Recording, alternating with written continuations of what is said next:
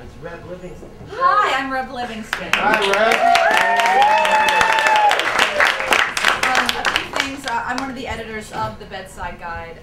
The other editor, Arden, fortunately can't be here, and I'm going to read one of her poems. And I'm also going to read a poem by Allyson Salazar, another poet who really would have been here if she could have. And also a poem by Kari Edwards, who passed away last year in December. She's also in here. I just want to thank everybody for coming out. It means so much to me to have such a nice crowd. And there's also a lot of other contributors in the audience who won't be reading. The problem with New York is about 30 of our contributors are from New York, and you know we picked as many people as we could. And so I just want to say there's a lot of really fabulous work in here by New York poets as well as all over the world. And I also like to apologize for being 10 months late getting this out. And this actually was my deadline. Michael emailed me a few months ago and he said, "You want to do a reading in KGB?" And I was like, "Fuck yeah!" And then he said, "Okay, December 3rd, will the book be out?" And I was like, "Well, of course." And woo. So close, but it's here. It's here. So that's all the past. And I wish he was here so I could thank him, because he actually has a lot to do with this being out, giving me a very firm deadline. This first poem is by Kari Edwards. It's called "The Future is Here." In another reality, the choking, begging reality, the soft porn deformed, filling cracks with the human ocean consumed in a single serving, etceteras, and bleeding cockroach. Consumption. Breathless and again, the future is here. Again and again, the picture is mad, gnaws at the self, confronting a wall of oncoming traffic, mercenaries, with habitual disregard for things and bodies, a sensation rekindled in filth, lined the causeways to a choking point. A minute ago, swallowed by a slow inward mute, demonic world, countless crawling faces, unable to speak, sheared off at the lip, a deflected possible, a mathematical probable, a bride to a new moral code, in another reality, already here.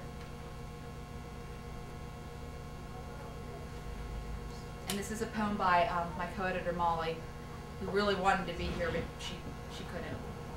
Cosmopolitan poet. At dinner, somebody laid the phrase "pubescent bubble" across the table, and the surge of it knocked out my lights.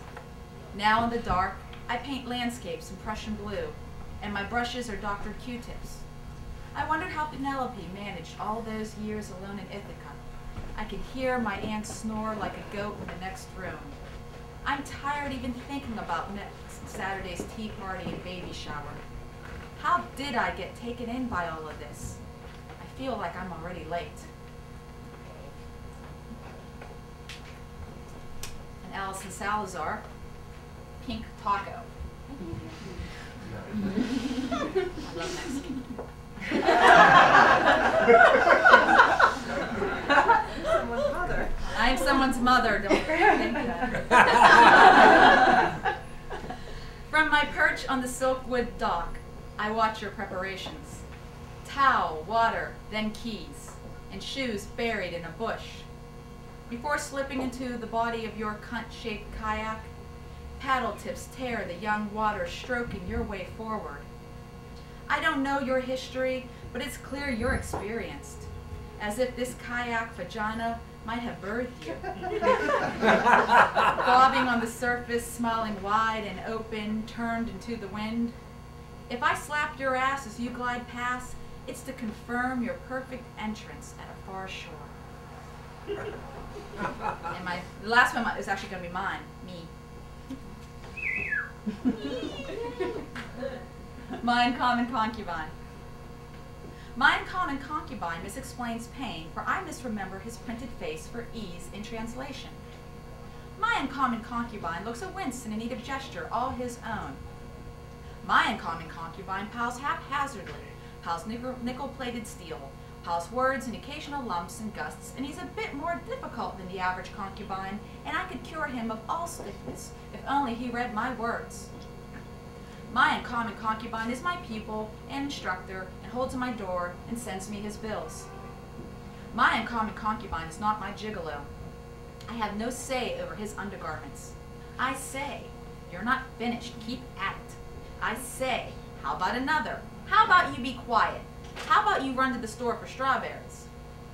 My uncommon concubine is intelligent for a concubine.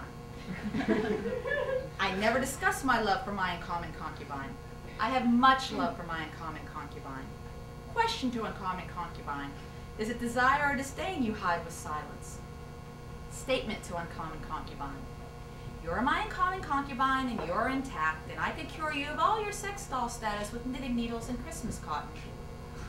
Admonishment to uncommon concubine. You tend to repeat yourself. Repetition is something you do often. Consolation to uncommon concubine. I promote you to full-fledged spouse, if only it was allowed. Thank you.